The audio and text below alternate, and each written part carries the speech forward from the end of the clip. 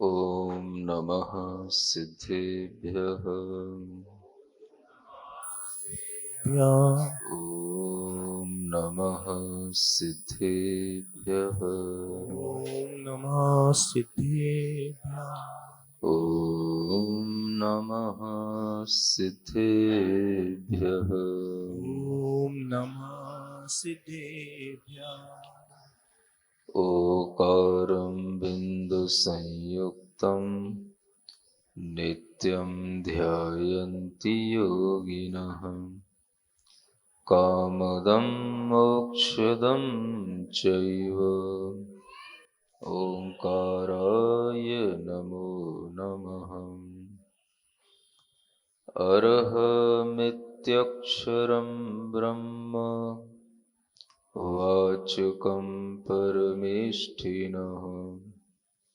सिद्धचक्रस्य सद्बीजं सर्वतः प्रणमाम्यहम्। अनंत अनंत सिद्ध परमेष्ठी भगवान की जय हो। देवादिदेव श्री पार्श्वनाथ भगवान की जय हो। वर्तमान शासन नायक श्री वर्धमान महावीर भगवान की जय हो। परम पूज्य आचार्य गुरुवर श्री विद्यासागर जी महाराज की जय हो। बुद्धिमान राजा के लिए किस तरह की बुद्धि होनी चाहिए या उसका लक्षण क्या होना चाहिए, इस बात का ज्ञान कराने के लिए आगे सूत्र आता है। चूंकि राजनीति का ज्ञान करने की यहाँ पर बात चल रही है और इस तरह का ज्ञान क्रम और विक्रम के माध्यम से जो अपने आप को समर्थ बनाते हैं उनके लिए कहा गया था। कल ये भी बताया था कि वह क्रम और विक्रम का ज्ञान या शक्ति बुद्धिमान और आहार्य बुद्धि वालों के पास में होती है। जब बुद्धिमान ये शब्द आता है तो इस शब्द की परिभाषा भी आप लोगों को पता होनी चाहिए कि बुद्धिमान किसे कहा जाता है। कल कहा था कि बुद्धिमान वह है जो अपने पास में राजनीति का भी ज्ञान रखते हैं, समाज का भी ज्ञान रखते हैं, धर्म का भी ज्ञान रखते हैं और उस ज्ञान के साथ साथ जो अपने पास में शक्तियां होती हैं उन शक्तियों का भी सही तरह से उपयोग करते हैं, वो बुद्धिमान कहलाते हैं। इस तरह के बुद्धिमान व्यक्ति की यहां पर बात की जा रही है। सूत्र नंबर 32 पढ़ते हैं। यो विद्या विनीत मति ही स बुद्धिमान। बुद्धिमान की यह परिभाषा है कि जो विद्या को प्राप्त करके विनीत मति वाला हो गया है वह बुद्धिमान है। क्या सुना? विद्या को अर्जित करके, विद्या को प्राप्त करके कैसा हो गया? विनीत मति वाला हो जाए तो वह बुद्धिमान कहलाता है। विद्या और बुद्धि में ये अंतर आप देख सकते हैं। विद्या एक बाहर की वस्तु है जिसे बुद्धि ग्रहण करती है और बुद्धि जब उस विद्या को ग्रहण कर लेती है तो उसके उपरांत जिसकी बुद्धि विनीत हो जाती है, विनयवान हो जाती है, वह बुद्धिमान कहलाने लग जाता है। जब बुद्धि विनीत होती है तो उस समय पर उसके अंतरंग में एक सदाचार की भावना के तहत अपने से बड़ों के प्रति आदर का भाव उत्पन्न होता है। विद्या तभी बुद्धि का रूप लेती है जब उसके बीच में विनम्रता आ गई हो, नम्रता के भावों से वह जुड़ गया हो। आप सोच सकते हैं कि यह बात न केवल राजा के लिए कही जा रही है, बल्कि प्रजा के हर उस व्यक्ति के लिए कही जा रही है जो अपने जीवन को आगे बढ़ाना चाहता है। चाहे वो छात्र हो, चाहे शिक्षक हो, हर व्यक्ति के लिए बुद्धिमान होना जरूरी है, क्योंकि बुद्धिमान हुए बिना कोई भी कार्य नहीं बनता। एक व्यापारी के लिए भी बुद्धिमान होना जरूरी है और एक सर्विस करने वाले के लिए भी बुद्धिमान होना जरूरी है, क्योंकि बिना बुद्धिमत्ता के कहीं पर भी काम नहीं होता। अगर आपको किसी राजा, मंत्री आदि के पदों पर पहुंचना है तो उसके लिए भी बुद्धिमान होना जरूरी है। और बुद्धिमान होने का मतलब है कि हमें सब तरह की विद्याओं का ज्ञान तो हो, लेकिन हमारी बुद्धि में एक विनीत भाव आ जाए तो वह बुद्धिमान कहलाने लग जाता है। आप समझो कि ये कितनी बड़ी चीज है। अगर ये चीज बड़ी नहीं होती तो शायद शास्त्रों में लिखी भी नहीं होती। अगर ये सहज प्राप्त चीज होती और सबके लिए सहज उपलब्ध ये बात होती तो इसके लिए इतना जोर नहीं दिया जाता। इससे आप ये समझ सकते हैं कि विद्या को ग्रहण करते हुए बुद्धि को नम्र बनाना, मृदु बनाना, ये अपने आप में अगर प्राप्त हो जाए तो इसी का नाम है कि ये व्यक्ति बुद्धिमान बन गया है। छात्रों के लिए भी शुरू से ही ये सिखाया जाता है, समझाया जाता है, विद्या अर्जन करो। क्यों करो? तो उसका उद्देश्य भी बताया गया, क्योंकि विद्या ददाति विनयम, ये सब ने पढ़ा होगा। विद्या से विनय प्राप्त होती है, विनयात याति पात्रताम, और विनय से पात्रता प्राप्त होती है। यानी विद्या का उद्देश्य है विनय को प्राप्त हो जाना। विद्या का उद्देश्य है अपनी बुद्धि में अगर वह विद्या भर जाए तो वो अकड़ ना जाए, उसका सिर झुक जाए। क्या सुना? जब किसी चीज में कोई भार पड़ जाता है तो वह वास्तव में क्या हो जाता है? या तो अकड़ जाता है या फिर झुक जाता है। अकड़ जाएगा तो पीछे की ओर जाएगा और झुक जाएगा तो आगे की ओर जाएगा। अगर विद्या प्राप्त करने के बाद में किसी के अंदर अकड़ आती है तो वह अकड़ के माध्यम से अपनी संस्कृति से या अपनी धरती से दूर हो जाता है। आप सिर ऐसा करके देखो, सुन रहे हो? सीना तान के सिर ऐसा करो, अकड़ के देखो। जब आप अकड़ोगे तो आपको नीचे दिखाई नहीं देगा। नीचे वाला आदमी आपको कुछ समझ नहीं आएगा, उसकी कोई इंपॉर्टेंस आपके माइंड में नहीं होगी। ये अकड़ का फल है। यानी विद्या प्राप्त करने के बाद में जिसके अंदर ऐसी अकड़ आ जाए तो वह व्यक्ति अपने से नीचे वाले को कुछ नहीं समझेगा, और वह भी जो धरती पर रहने वाली और भी लोग या प्रजाति है उसका भी कोई महत्व उसके लिए नहीं होगा। तो इसलिए कहा गया विद्या का महत्व क्या होना चाहिए? तो विद्या के माध्यम से बुद्धि बढ़नी चाहिए, और विद्या और बुद्धि को कनेक्ट करने वाली कोई चीज है तो उसका नाम है विनय। समझ आ रहा है? आपको गणित शास्त्र पढ़ाया गया, आपको भौतिक विज्ञान पढ़ाया गया, आपको केमिस्ट्री पढ़ाई गई, आपको बायोलॉजी पढ़ाई गई, आपको पॉलिटिकल साइंस पढ़ाई गई, सोशल साइंस पढ़ाई गई, सब पढ़ाई गई। सब पढ़ने के बाद में आपकी बुद्धि में अकड़ आती है कि वह बुद्धि और ज्यादा नम्र हो जाती है।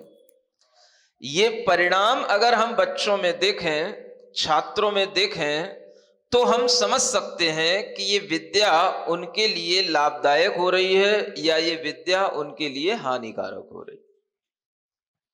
लोग सूक्ति वाक्य की तरह इसका उपयोग तो कर लेते हैं, विद्या ददाति विनयम, लेकिन इस पर गंभीर चर्चा नहीं कर पाते हैं और इतना विमर्श नहीं कर पाते हैं जिसके माध्यम से उन्हें भीतर तक ये लगने लग जाए कि विनय के बिना विद्या सुशोभित नहीं होती और विनय के बिना विद्या बुद्धि के रूप में कन्वर्ट भी नहीं होती और विनय के बिना विद्या का कोई महत्व ही नहीं है। ये ज्ञान अगर आज की पीढ़ी को दिया जाए तो हम समझ पाएंगे कि उन्हें जो विद्या अध्ययन कराया जा रहा है वो विद्या अध्ययन उन्हें बुद्धिमान बना रहा है। ये नीति शास्त्र कह रहे हैं विद्या के माध्यम से बुद्धि में नम्रता आना, विनीतता आना, यह उस बुद्धि की शोभा है। और जिस विद्या के माध्यम से अकड़ आ जाए तो आचार्य कहते हैं वह विद्या उसके लिए कोई फलदायी नहीं हुई, जिसने उसके अहम को और बढ़ा दिया। तो दोनों ही काम विद्या अध्ययन के बाद में आप देख सकते हैं।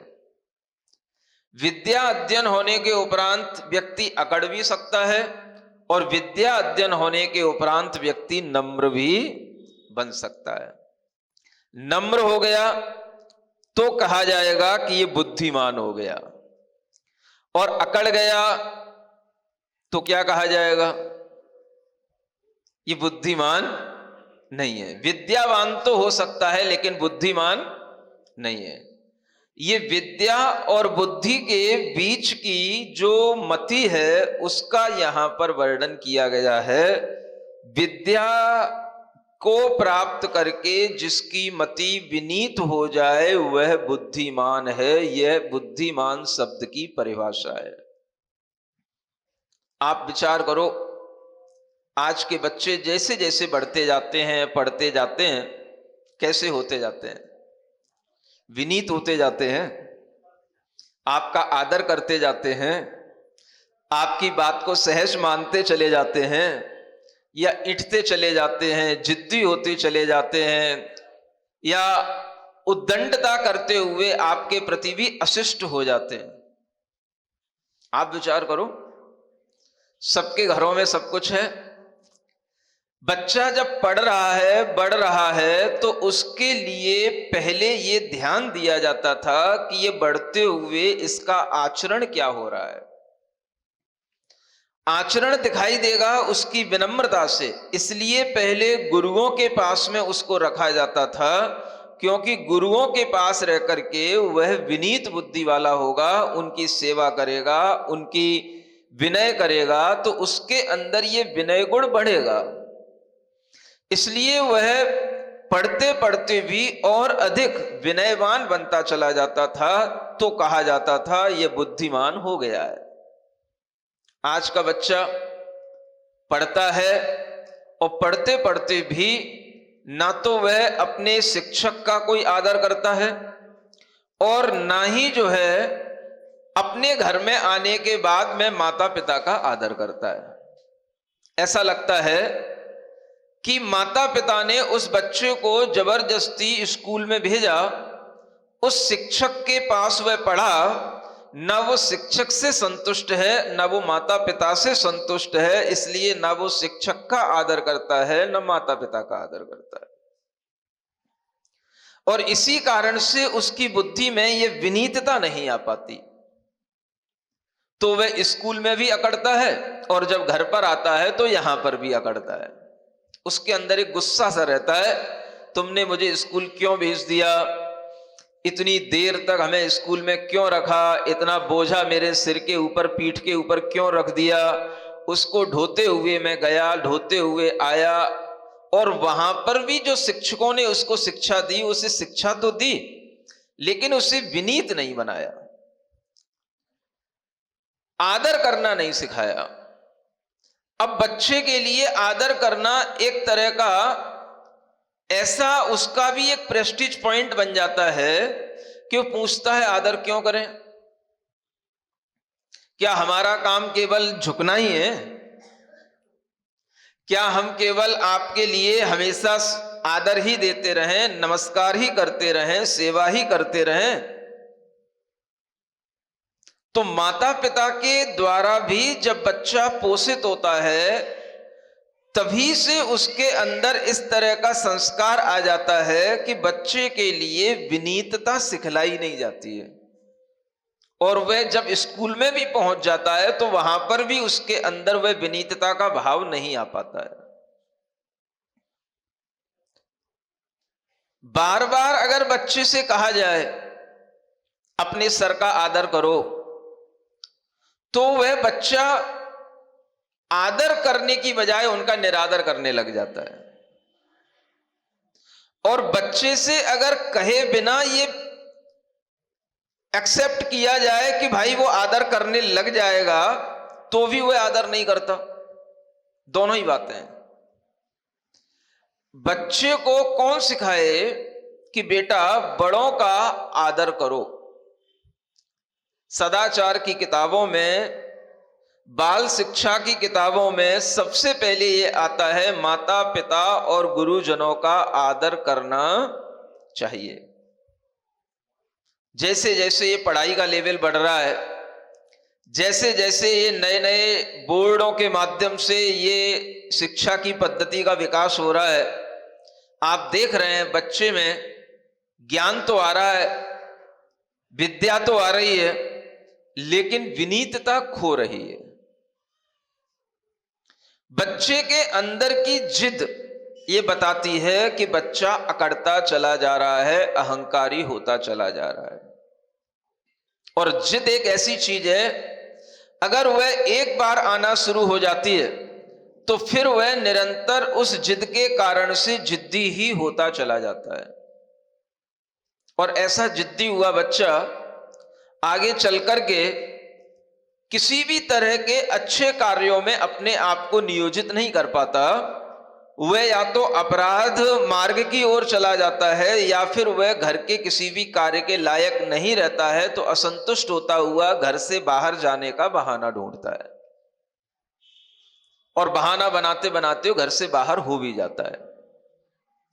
क्योंकि घर वालों को भी ये लगने लग जाता है कि ये बच्चा घर में उद्दंड हो रहा है, मेरी बात नहीं मान रहा है, और बच्चे को भी लगता है कि ये माता पिताओं के सामने मैं अपने आप को सही ढंग से रख नहीं पा रहा हूं, तो वो चाहता है कि मैं घर से दूर हो जाऊं, घर से निकल जाऊं।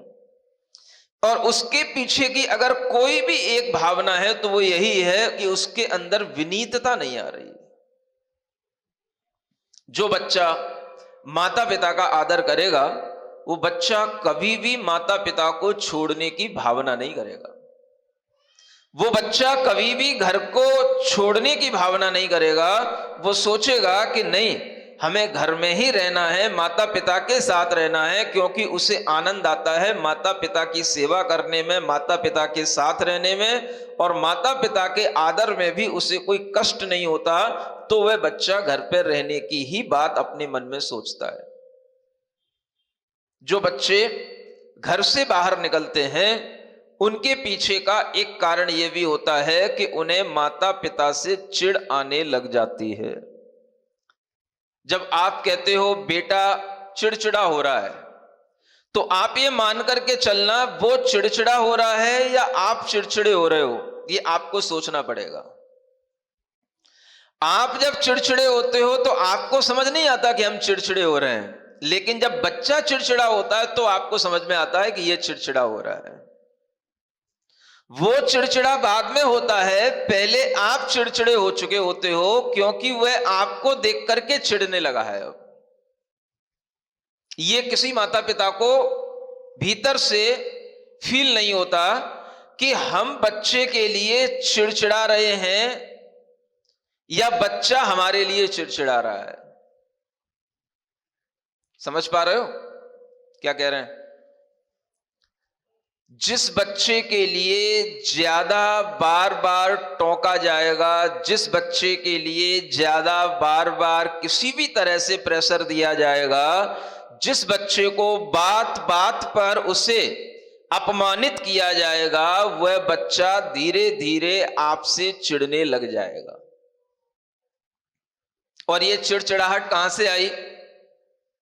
आप कहोगे नहीं, हम तो उसको सिखाते रहे, हम तो उसको बार बार मनाते रहे, हम तो उसको सही मार्ग पर लगाते रहे, लेकिन आपका जो तरीका था वो उसे सही नहीं लगता था। इस गलत तरीके के कारण से वो चिड़चिड़ाने लग गया। सभी बच्चों को सिखाने के एक तरीके नहीं होते हैं, और हर माता पिता अपने बच्चों को अगर सिखाना चाहते हैं तो बच्चों की नेचर को देख करके अगर उसे सिखाने की कोशिश करेंगे तो वह बच्चा कुछ सीख पाएगा। एक ही तरीके से अगर आप उसको हमेशा ट्रीटमेंट देंगे तो बच्चा धीरे धीरे जिद्दी हो जाएगा, बिगड़ जाएगा, आपका अनादर करने लग जाएगा, और फिर वह आपकी बात सुनकर के चिढ़ने लगेगा। आप बाद में कहोगे चिड़चिड़ा हो गया, पहले आप चिड़चिड़े होते गए उस बच्चे से, तब बच्चा बाद में आपसे चिड़चिड़ा हो गया। ये किसको समझ आता है? ये किसी को समझ नहीं आता है।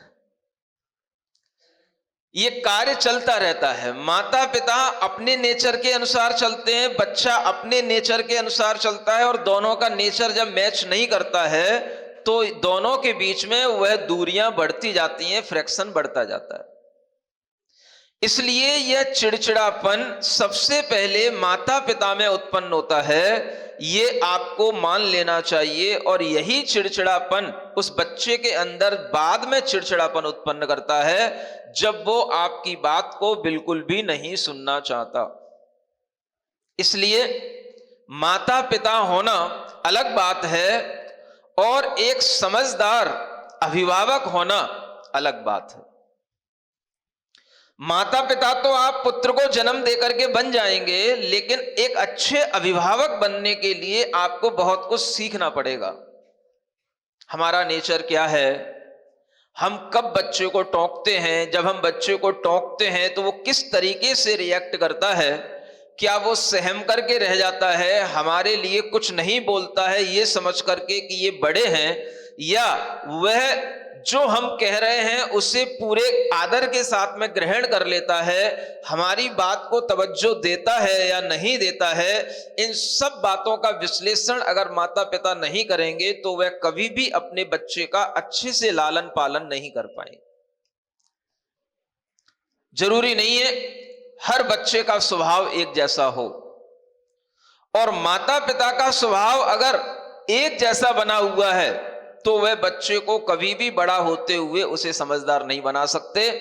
माता पिता को अपना स्वभाव बच्चे के अनुसार अगर बदलना आएगा तो बच्चे में कुछ परिवर्तन आप ला सकते हैं, अन्यथा आप अपने स्वभाव में जिद्दी हैं तो बच्चा अपने स्वभाव में जिद्दी बन जाएगा। समझ पा रहे हैं?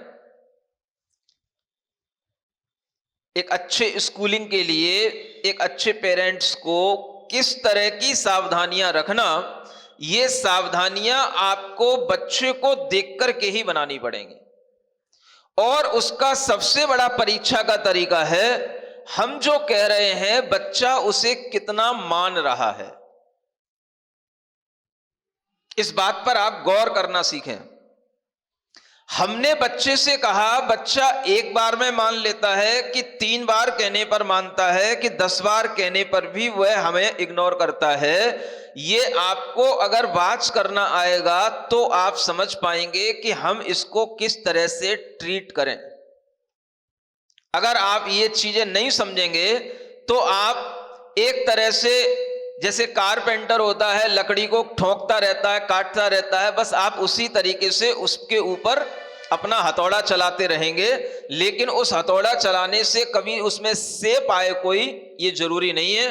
वो हथौड़ा चलाने से वो चटक भी सकता है, टूट भी सकता है, और ज्यादातर यही होता है।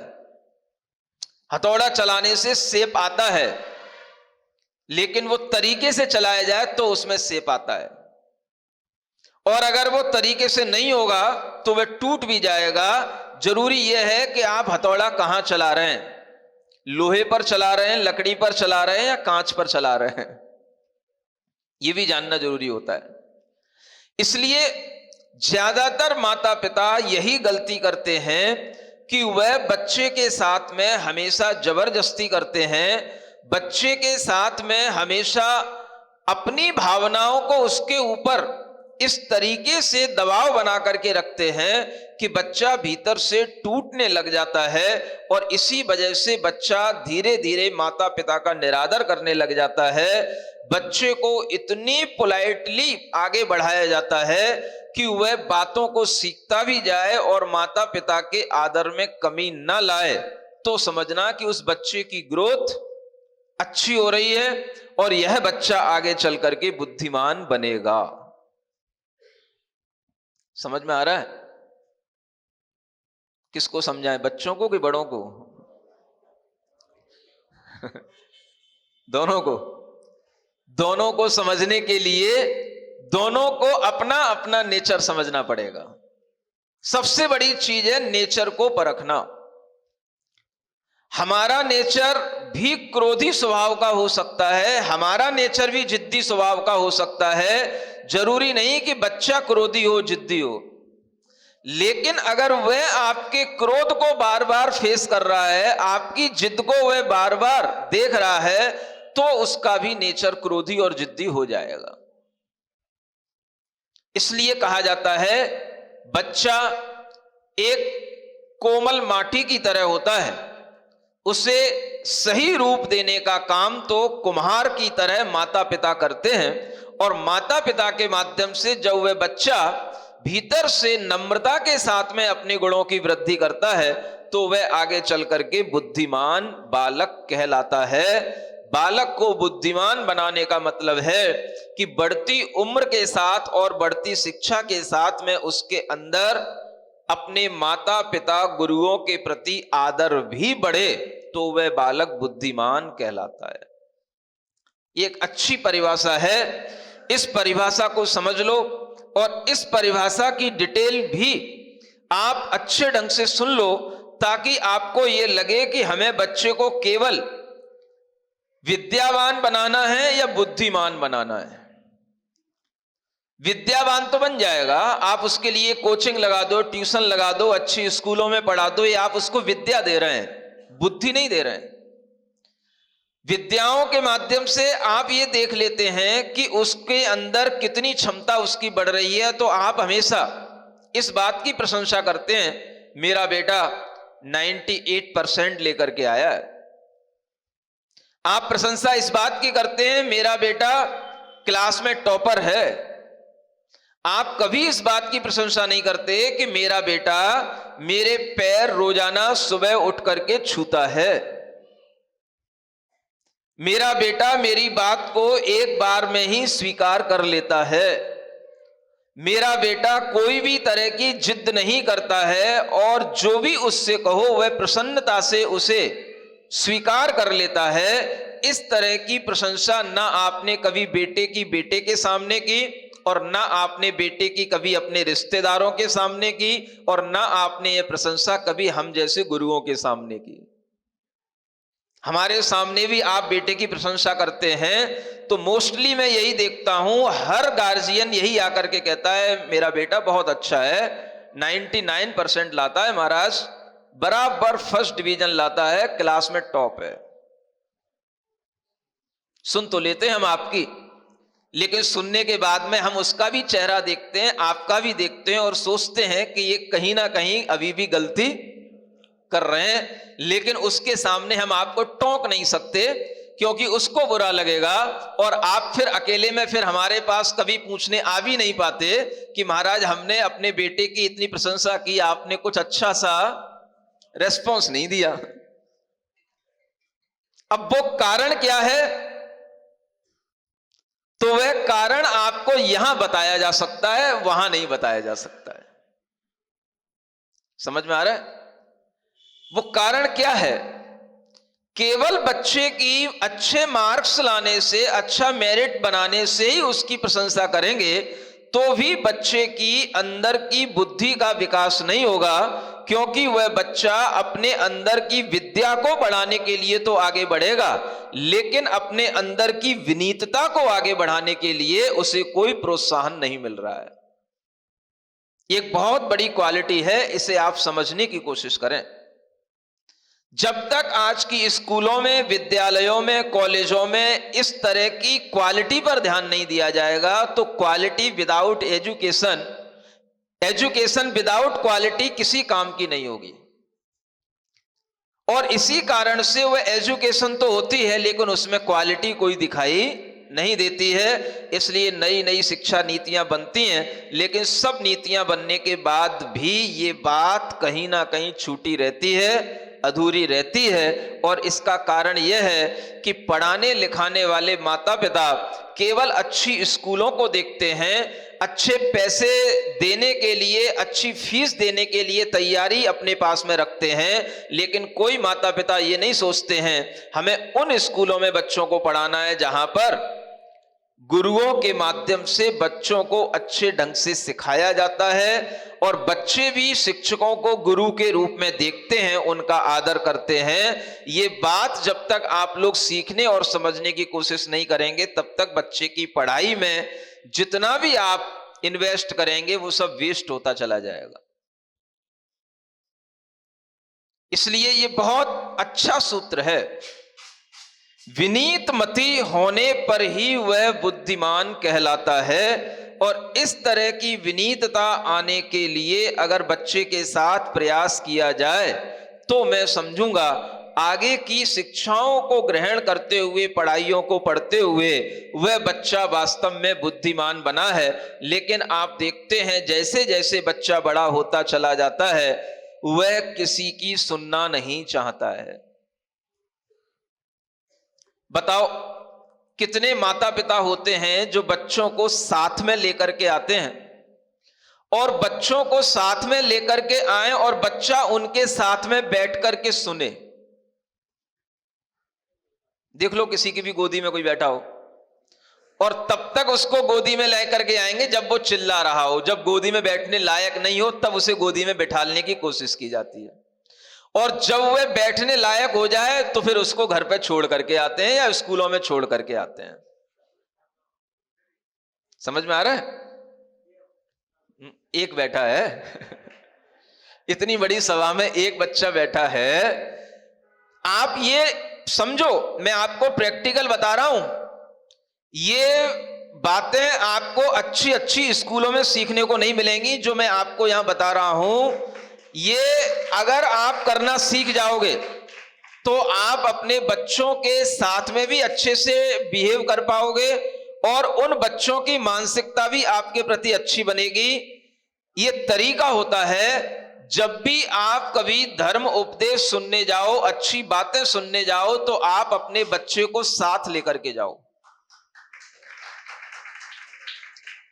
जब बच्चा आपके साथ जाए और वह आपके साथ में बैठा बैठा सुने तो समझ लेना यह बच्चा विनीत है। ये उसकी पहचान बता रहा हूं मैं। अगर बच्चा आपके साथ बैठने को तैयार नहीं है, बच्चा आपके साथ में कोई भी तरह का उपदेश सुनने को तैयार नहीं है, तो आप समझ लेना कि ये बच्चे के अंदर विनीतता का अभाव है या इसके अंदर अभी विनम्रता का गुण विकसित नहीं हुआ है। ये पहचान बता रहा हूं आपको। इसलिए आप अपने बच्चों को यहां अपने साथ लेकर के आने की कोशिश करो, लेकिन वह बच्चा ऐसा नहीं होना चाहिए कि वो गोद में बैठ करके चीखने चिल्लाने वाला हो, यहीं पर आप जो है पूरा शोरगुल मचाने लग जाओ। इतना बड़ा होना चाहिए कि वह आपके पास में शांति से बैठ सके और जब तक आप सुन रहे हैं तब तक वह सुन सके। इस तरह से बच्चे के अंदर अगर सुनने की आदत डाली जाती है तो वह बच्चा धीरे धीरे भीतर से अपने अंदर परिवर्तन लाता है। क्योंकि अगर कोई बच्चा 1 घंटा, आधा घंटा भी बैठ करके कोई उपदेश सुन लिया तो इसका मतलब है कि उसके अंदर भीतर अभी कोमलता है और उस कोमल मन पर उसके अंदर उन उपदेशों का प्रभाव पड़ रहा है, तभी वो बैठ पाएगा। ये पहचान है। तो आपके लिए अगर अपने बच्चे की विनीतता की पहचान करनी है तो मैं आपको एक टास्क दे रहा हूं। आप अपने साथ में बच्चे को ला करके बैठ करके उसके साथ में प्रवचन सुने, कोशिश करें और देखें उस बच्चे को कि वो कितनी देर सुन पाता है, कितनी देर बाद वह बिगड़ने लग जाता है। वह 10 मिनट बैठ पाया, फिर उठने की कोशिश कर रहा है, कि 20 मिनट बैठने के बाद उठने की कोशिश कर रहा है, कि आधा घंटा बैठने के बाद अब कहने लगा मम्मी चलो। ये बात करो, ये उसके भीतर की क्षमता बताएगी कि वो 10 मिनट, 20 मिनट, 30 मिनट, 40 मिनट कितना सुन पाता है। और जो बच्चा पूरा सुनने के बाद प्रसन्न होकर के कहे अब घर पे चलना पड़ेगा, अब प्रवचन सुनना नहीं मिलेगा क्या, और मम्मी को कहना पड़े नहीं बेटा अब कल आएंगे प्रवचन सुनने, तो समझ लेना ये बच्चा भीतर से बुद्धिमान हो गया है।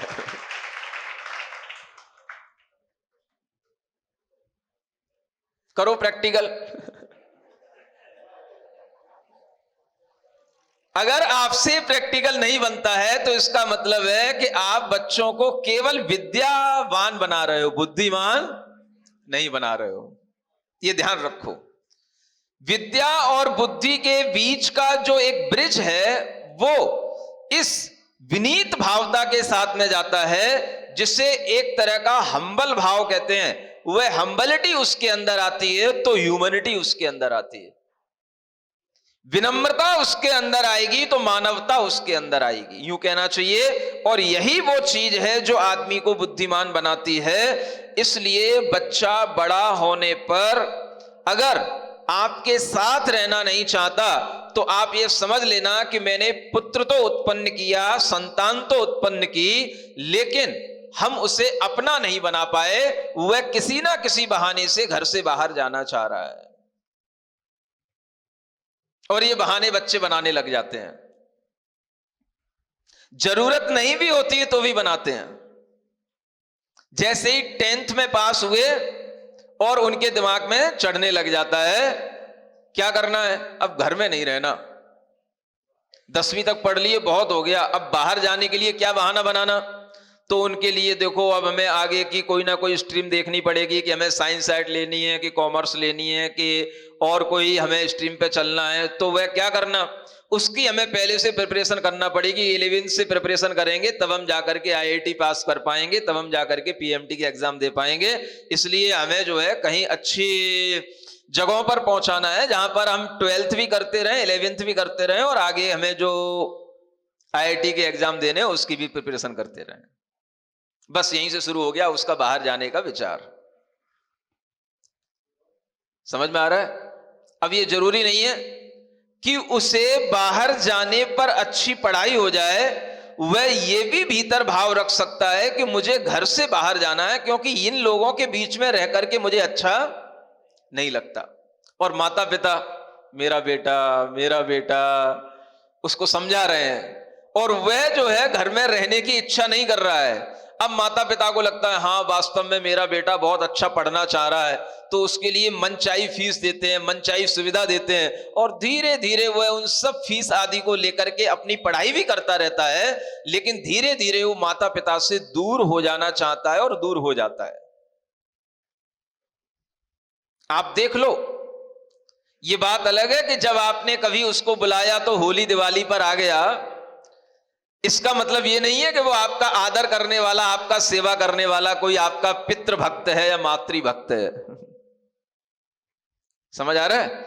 वो आना जाना तो एक मेहमान की तरह हो सकता है, लेकिन उसके अंदर की जो आदर की भावना है, वो आदर की भावना होना अलग चीज है, और आना जाना करना, अपनी फॉर्मेलिटी पूरी कर लेना, ये एक अलग चीज होती है। और आप देखते हो ज्यादातर बच्चे जब घर से बाहर बेंगलोर और पुणे में पढ़ने लग जाते हैं तो बस वो होली दिवाली बस एक मेहमान की तरह आते हैं, 2 दिन रहते हैं, और 2 दिन में भी पहले से फिक्स करके आते हैं।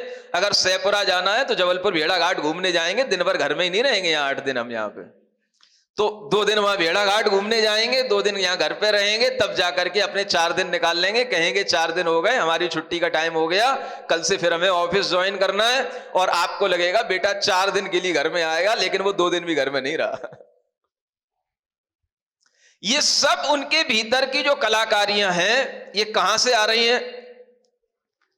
आप समझ रहे हो। मेरा बेटा तो आपका ही है, क्योंकि वो आपके नाम को अपने नाम के आगे जोड़ेगा, लेकिन इतने होने मात्र से बेटे के होने का उद्देश्य पूरा नहीं होता। बेटे के अंदर यह बुद्धिमत्ता तब मानी जाती है जब वह विनीत भावों के साथ में हमेशा अपने माता पिता को तवज्जो दे, उनका आदर करे और उनकी आज्ञा के अनुसार ही हर काम करे, तो वह बेटा बुद्धिमान माना जाता है।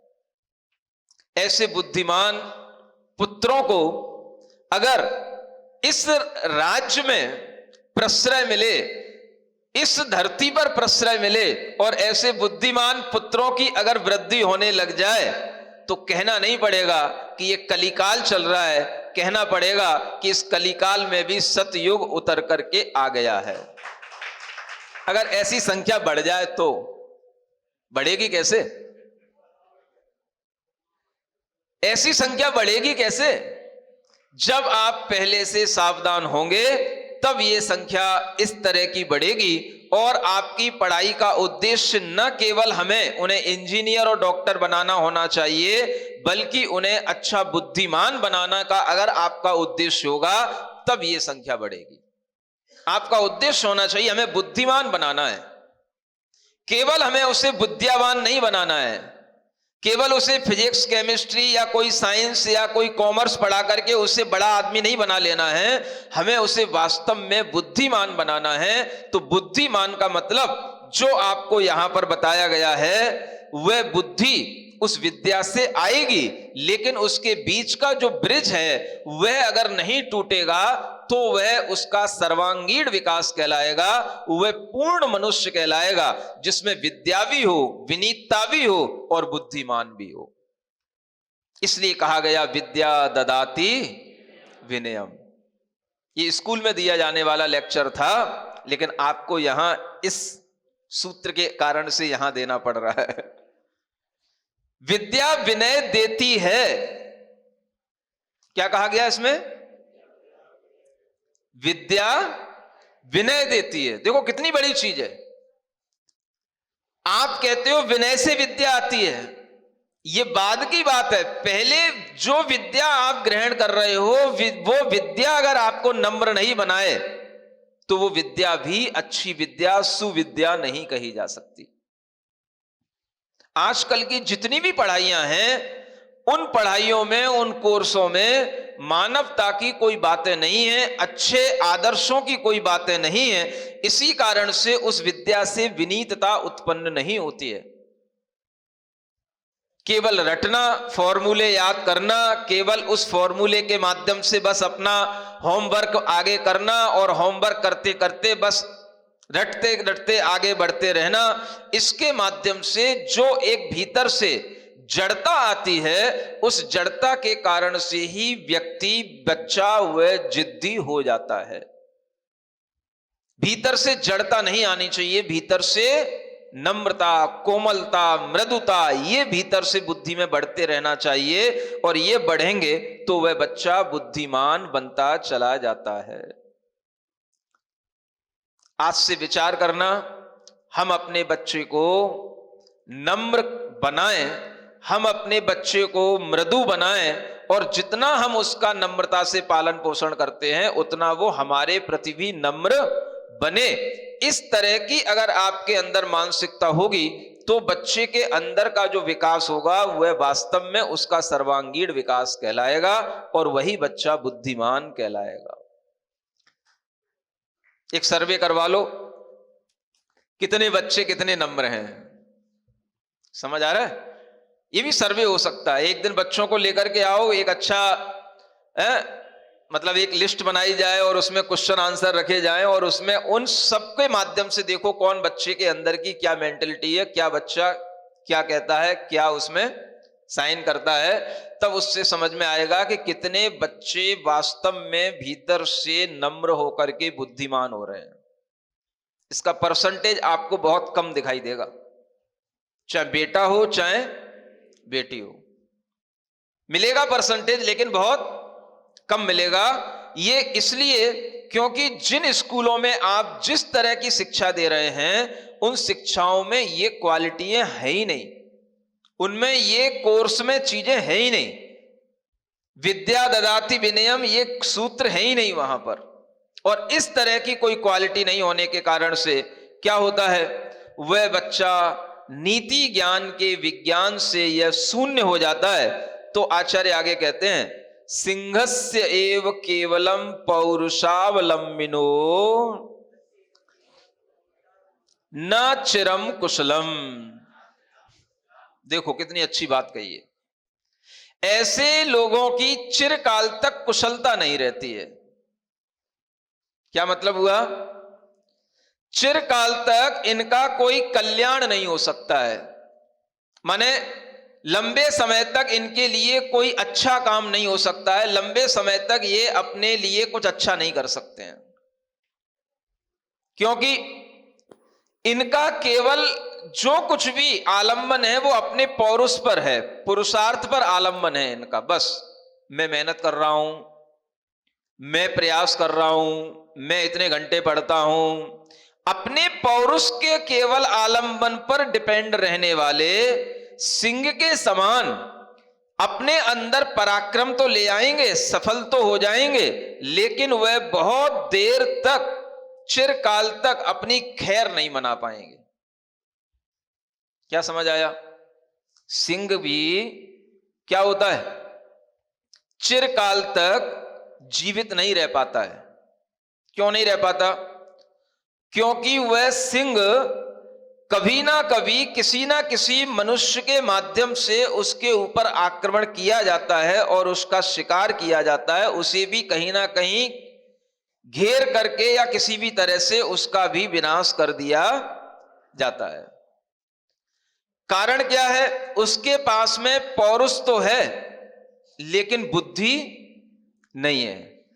इसी तरह से केवल हम बच्चों के लिए अगर दंड देते रहते हैं, या कोई राजा प्रजा को केवल दंड देता रहता है, या कोई बेटा केवल अपने पौरुष के माध्यम से आगे बढ़ता है, तो उस पौरुष से वह कुछ प्राप्त तो कर लेता है, लेकिन बुद्धि भीतर से नहीं आने के कारण से वो कहीं ना कहीं असफल हो जाता है, और उसी असफलता के कारण से वह अपने जीवन में कहीं ना कहीं एक तरह से अभाव को प्राप्त होता है या असंतुष्ट होता है। उस बच्चे के लिए चिरकाल तक आत्म कल्याण करने की कोई भावना उत्पन्न नहीं होगी, कुशलता उत्पन्न नहीं होगी। आप देख लो, आप यहां रहते हैं, व्यापार करते हैं, आप जैसे भी पढ़े हैं, आपके अंदर अगर कभी कोई आत्म कल्याण करने की भावना उत्पन्न होती है तो कभी उत्पन्न हो सकती है, लेकिन जो बच्चे आज की शिक्षा को प्राप्त करके बड़े हुए हैं, हो रहे हैं, उनके अंदर कोई आत्म कल्याण की भावना उत्पन्न हो, इसका भी परसेंटेज बहुत कम दिखाई देता है।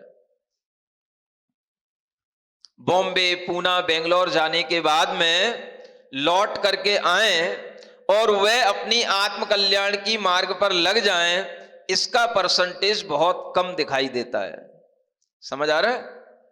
परसेंटेज तो है, ये सभी छुल्लक महाराज बैठे हैं, ये उसी परसेंटेज में आते हैं। लेकिन आपके घर से गए हुए बच्चे जब लौट करके आए, तब हम समझें कि ये परसेंटेज आपकी शहर में बड़ा है। समझ आ रहा है? ये तो गुरु महाराज के प्रभाव से बड़ा है। आपके प्रभाव से अगर कुछ बढ़े, आपके बच्चे वापस लौट करके आए और वह आत्म कल्याण के मार्ग पर लगे, कभी ये भावना करें कि हमें भी अपने जीवन में व्रत संयम के माध्यम से अपना जीवन सफल बनाना है, इस तरह से उनकी मनोवृत्तियां थोड़ी सी डाइवर्ट हों, तब समझ में आए कि वास्तव में इनके अंदर भी कोई शिक्षा गई है और उस शिक्षा में इनके अंदर भी वह बुद्धिमत्ता आई है, इन्होंने भी विनम्रता से उस शिक्षा को ग्रहण किया है, इसी में बच्चे की कुशलता है।